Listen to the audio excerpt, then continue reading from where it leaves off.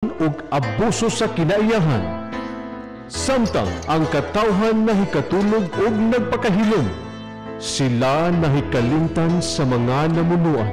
Pagkadaghan sa higmata nga nangan Ug naumol ang damgo sa kabag-uhan.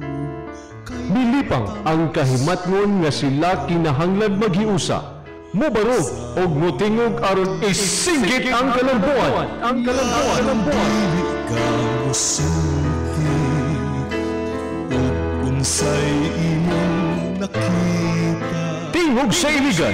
ang saksi Tingog sa iligan. Uban ni Attorney Verb Kimco. Ang Tingog sa iligan. sagar Tingog sa iligan.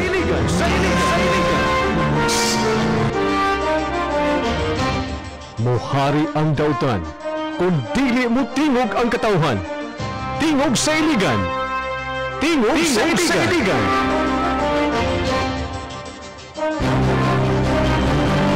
Attorney Ver Kimco, ang Tingog sa iligan. Tingog sa iligan.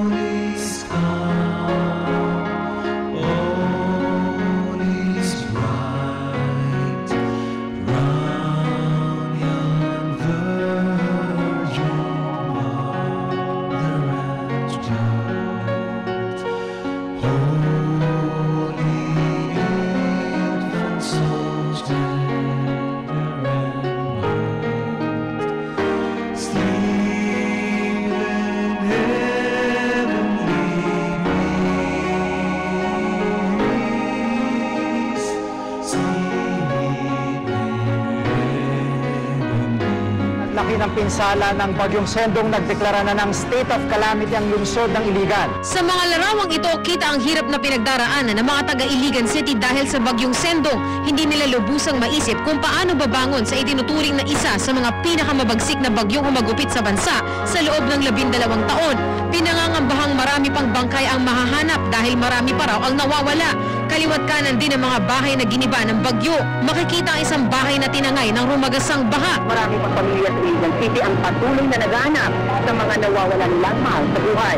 Sa pala ng City Government ng Iligan, aabot na sa 230 ang patay.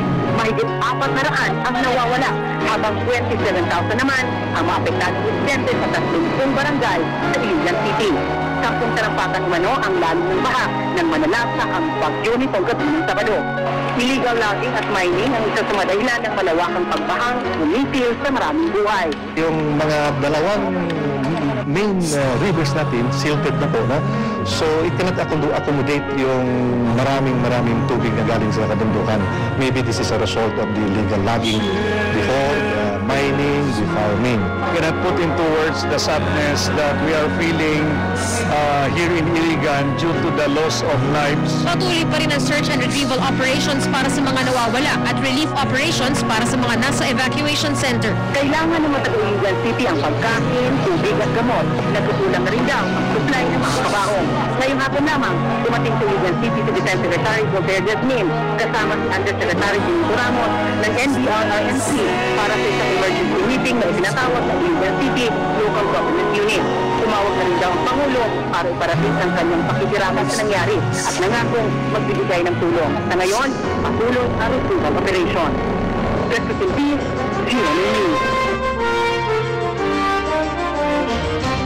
Mohari ang dautan, kung dili mo tingog ang katawhan. Tingog sa iligan. Tingog sa iligan.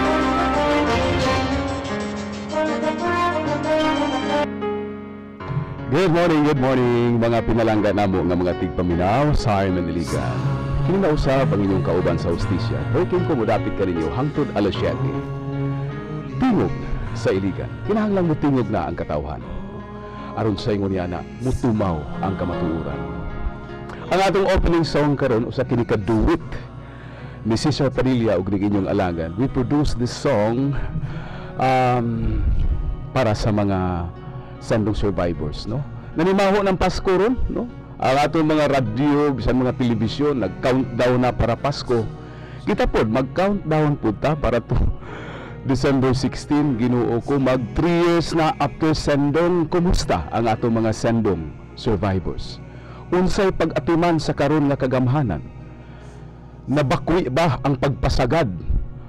Ang mga paghikalimot sa kanilang kagamhanan sa mga biktima sa sendong? Pasalig na mo sa libo-kalibo nga mga sendong survivors nga nag-antos pagkakaroon. Wala namo kamo hikalimti. Wa man kay mi kwarta, pero Isa sa mga naami pinakamasik na nag-unong bagyong kaninyo. humagupit sa bansa sa loob ng 12 among hangyo pinangangambahang marami pang City Mayor Celso Regencia palihog in town hiusahan na ang mga paningkamot alang sa mga sendong victims nga ang hantog karon nagkatibulaag pa. Sangguniang pangusod taon ang giribukar ninyo nga otoridad sa mayor pagpalit og yuta. Musta naman nabalik na baka, no? Councilor Ariel Anghay, manubag kanis katawhan sa usa ka higayon. Ngayon ni ana na lang kasayon ninyo giribukar, wa kay muhatag authority to expropriate.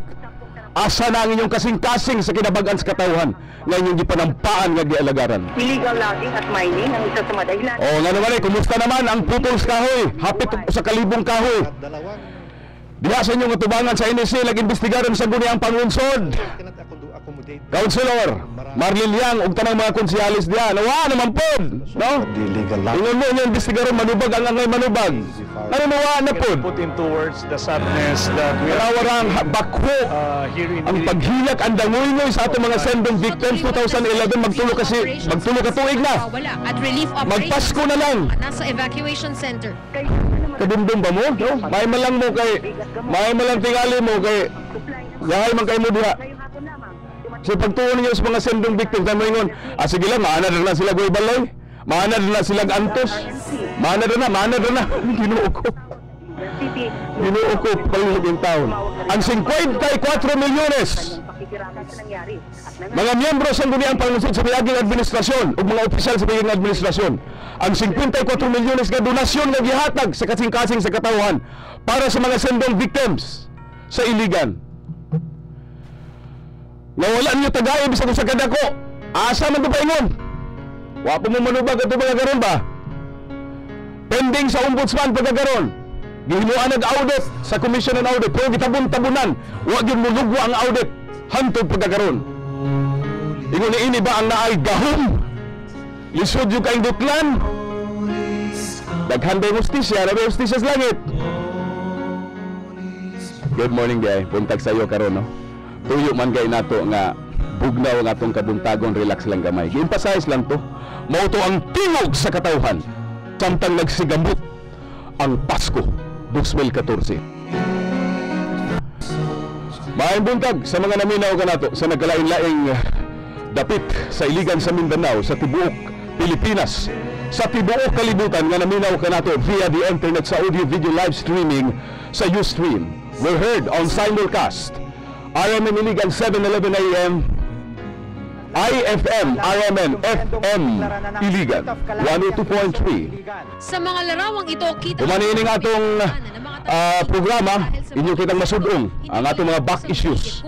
Ano maklaro ninyo kung sa itong gipanulti sa tanan nga mga back issues, YouTube, Tingog sa Iligan, a convergence of mass media and social media. Lamat kayo sa atong technical partner, Judy Bunok, Judy Itom, Ver Magallanes, ug Engineer Felix Talasan, ug sa atong station manager on lead, Rabilin Burong. Sa mga nawawalan lang mahal sa buhay.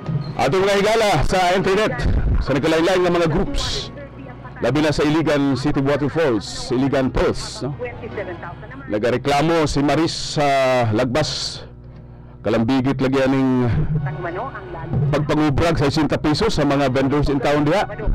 Illegal logging. Ngubrahan ko no. Isa sa mga dahilan ng malawak. Hasta po si Jack Dasmariñas mo ning atong gitawagan gyud nga atong amigo pod nga konsehal. May tagtubagon ta ani no. Murag daghan sa mga konsehal murag di ra baganahan manubag na to. Ako na to, Councilor Tatay Huertas. Mao in charge si Resmugna. Atong tawagan, Councilor Samuel Tatay Huertas.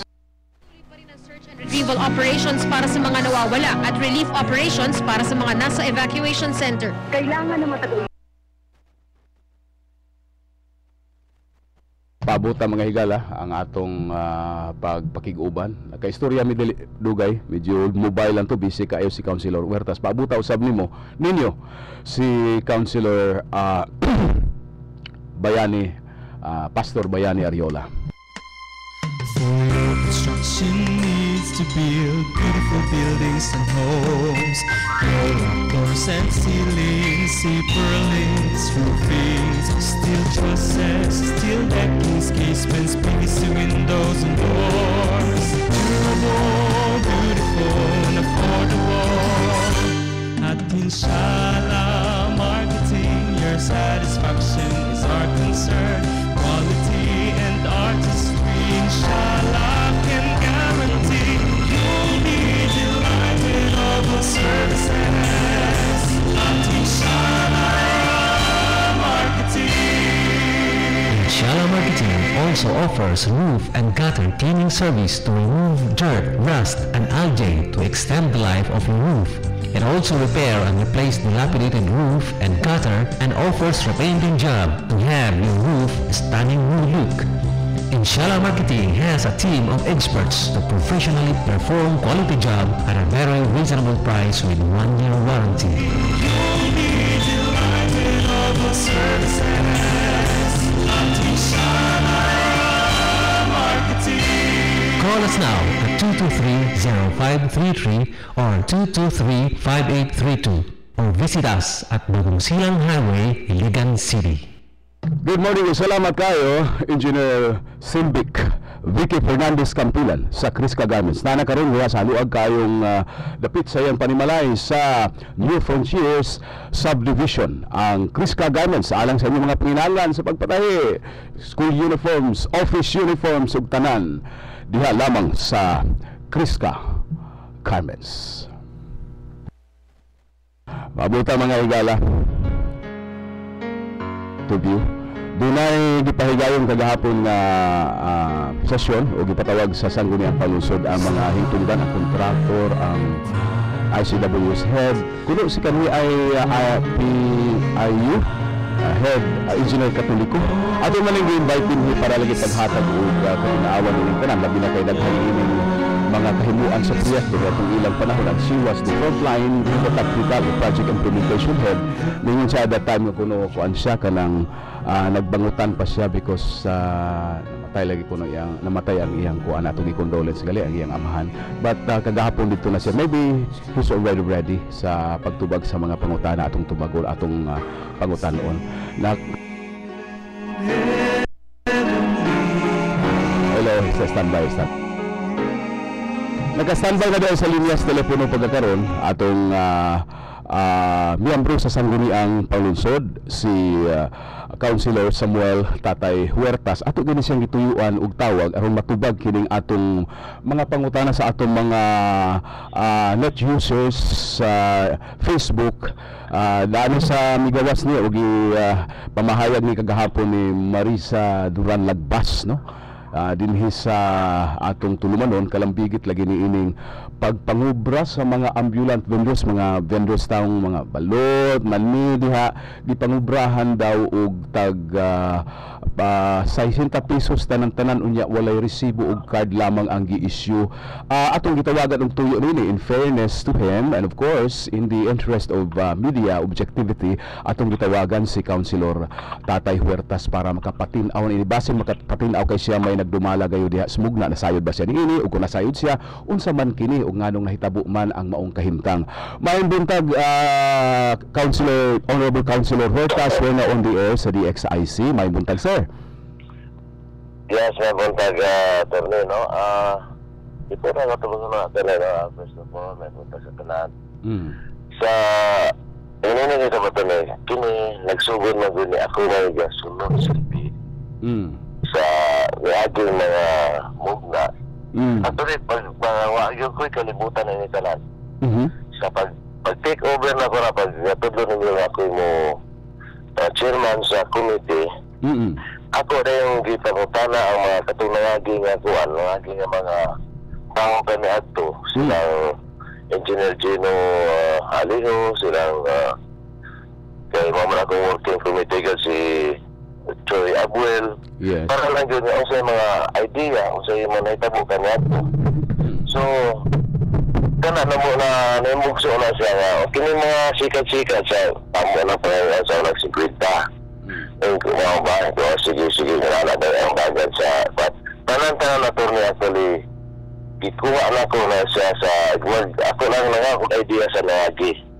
So, sa para na, actually na naana siya nakarecord na tanan, ang cash tickets lang na sa Ciudad Disto, kanang-tanan lagi pang bayad niya 50 attorney, kaya mga balot, kana actually, kana siya, kanang mau po na siya, mau mo galing ka, kanang wala ambulance windows niya, kaya kanang nagmaligya niya sa kilit-kilit, mo sa nagmaligya niya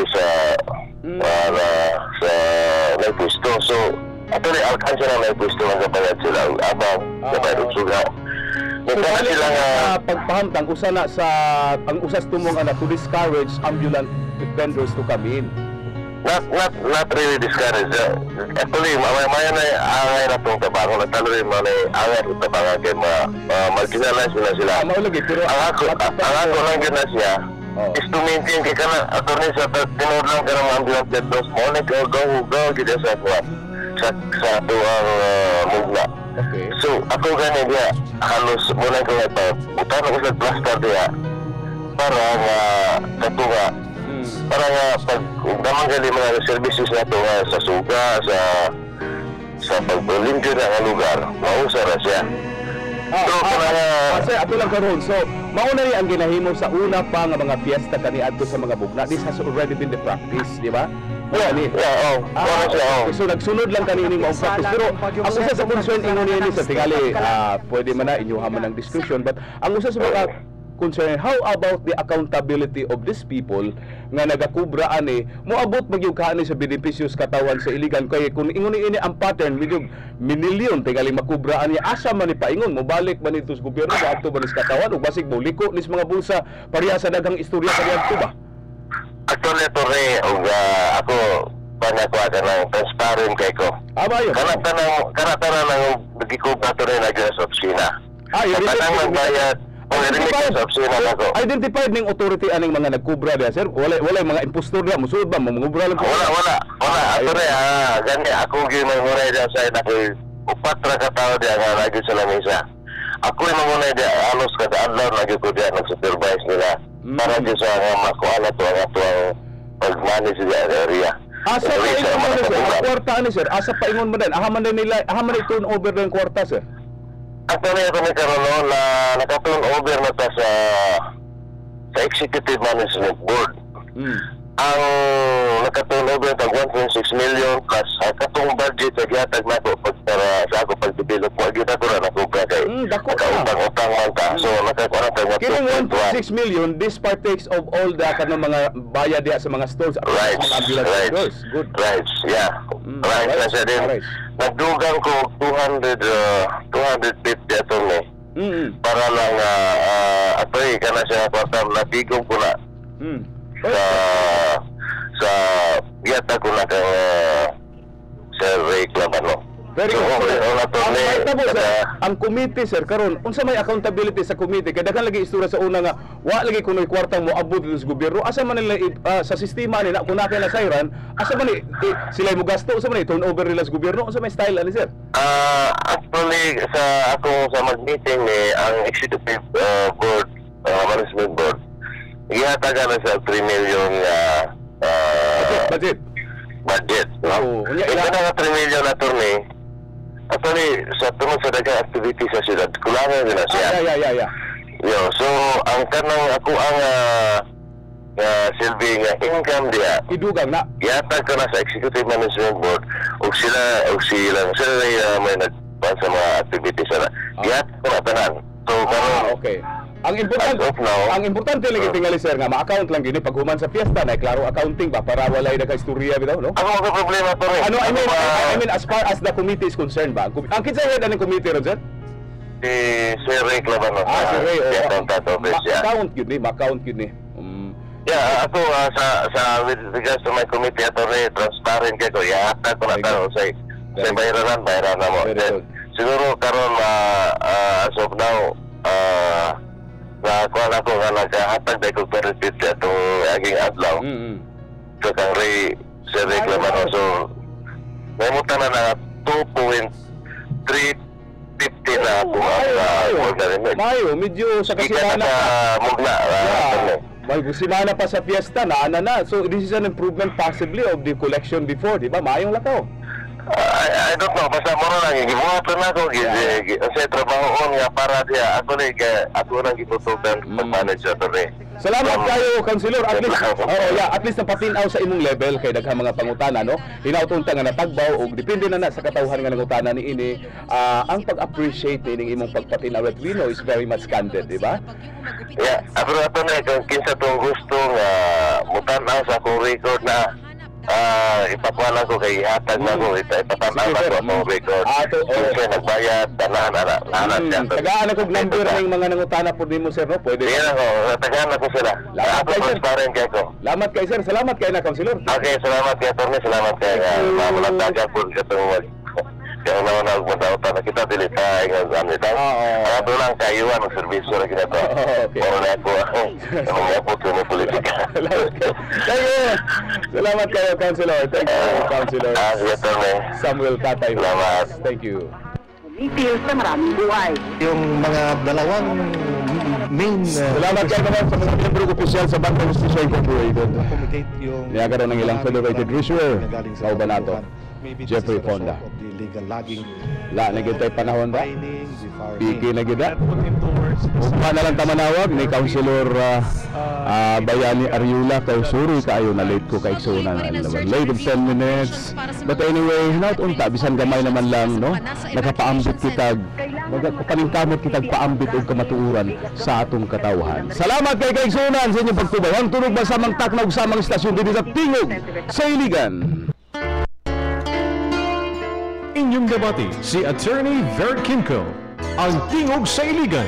Tingog sa Iligan. Hangtod sa sunod higayon. Tingog sa Iligan. Pagkadalang sa himata DXIC Tatak RMN.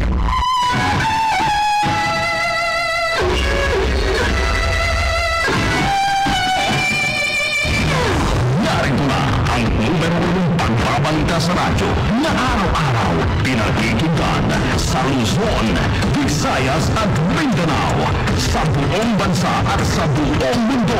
KBP Golden Best News Program mula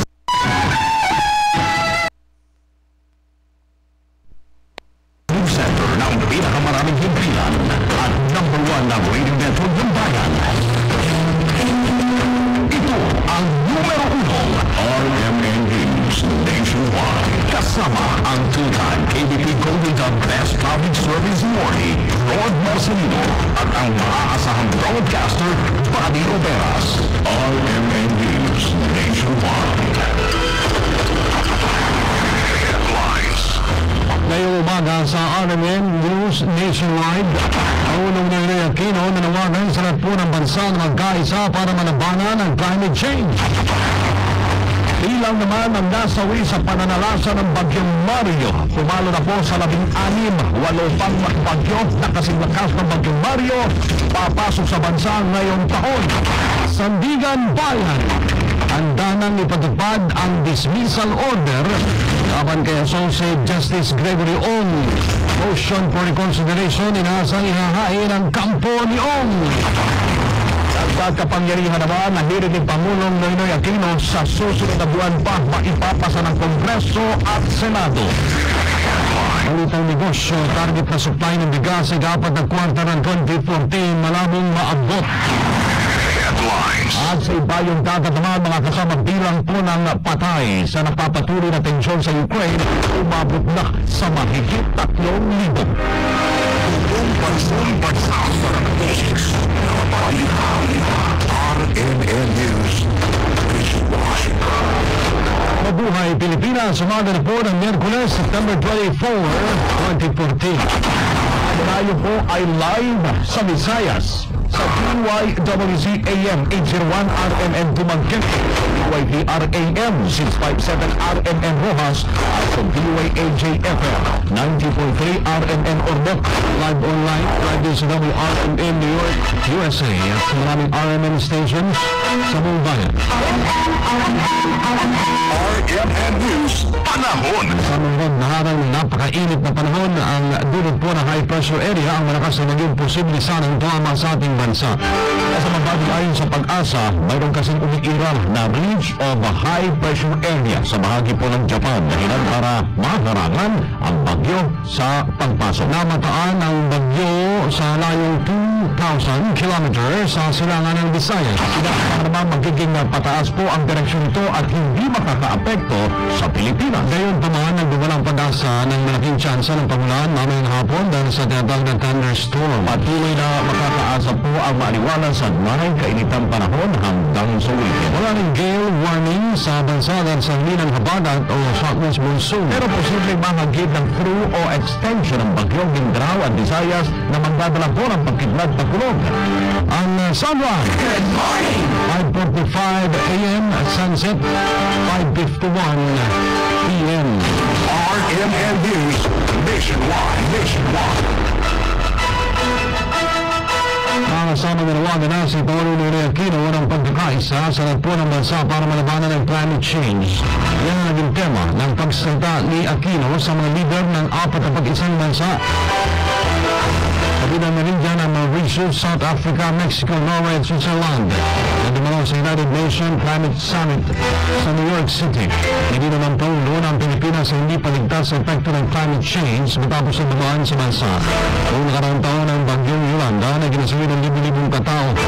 Ipinaliwanag din niya na dapat itigil na ng mga bansa ang debate sa pagbubukas ng greenhouse gas emission at sa halip ay magtulong-tulong na lamang para malutas sa nasabing problema. Ang UN Climate Change Summit ay nilusahan para magkaroon ng global agreement ang mga leader na magandang bansa kung paano mababawasan ng greenhouse gas emission na nangyisentro ng susunod na pagpupulong sa susunod ding taon sa Paris. Sa kaugnay na balita, mga kasama, tinatayang nasa hanggang 8 bagyo na kasing lakas pa ng Bagyong Mario ang inaasahang papasok sa bansa bago matapos ang 2014. Patay sa monitoring po ng Pag-asa, ang bagyong tatama sa bansa hanggang Disyembre ay magiging lakas lamang ng Bagyong Mario o Bagyong Luis at hindi na mangyayari pa ang bagyong sinlakas ng Yolanda.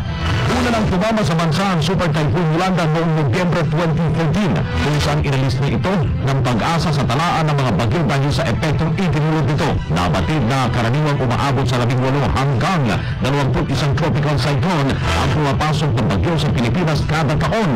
Sa mga pangalan ng bagyo na maaring pumasok ay Lemeng, Ompong, Paeng, Winnie, Ruby, Semiang, Tomas, Usman, Helos, Waldo, Yayang at Zeri. 13 bagyo na pumasok na sa bansa ngayong 2014 ay ang mga bagyong Agaton, Basyang, Kaloy, Tomeng, Esther, Florita, Brenda, Henry, Inday, Jose, Cardin, Luis at Mario. Ang Pangulong Noy ay balik trabaho matapos po mahabang biyahe sa ibang bansa. Kasama natin sa balita, David Guzman. RMN Report. Hindi magbabakasyon si Pangulong Noynoy Aquino pagkatapos ng kanyang mahabang biyahe sa Europa at Estados Unidos. Ito ang sinabi ng Malacanang sa kabila ng ulat na nakapag-file na ng leave of absence ang ilang gabinete ni Pangulong Aquino na kasama sa kanyang halos 2 linggong biyahe sa labas ng bansa. Ayon kay Presidential Spokesman, Secretary Edwin Nasiada, may mga nakahanay ng aktibidad ang Pangulo para sa susunod na linggo. Nabatid na darating ang Pangulo mula Estados Unidos bukas at magpapahinga lamang sa darating na weekend bago sumabog sa trabaho sa darating na Lunes. At unang pinagmalaki ng Malacanang na sa pag-uwi ng Pangulo ay bit-bit nito ang bilyon-bilyong dolyar na investments na resulta ng kanyang mga tulong sa mga negosyante sa Europa at Estados Unidos. Kasama mo sa palasyo ng Malacanang, Deo de Guzman, Tatak RMN. Radyo mo nationwide. Sa iba pang balita, handa na po sa Gigan Bayan ay patupad naman agad ang dismissal order ng Supreme Court laban kay Associate Justice Gregory Ong matapos itong mahatulang guilty sa mga administrative charges na gross misconduct, dishonesty at impropriety.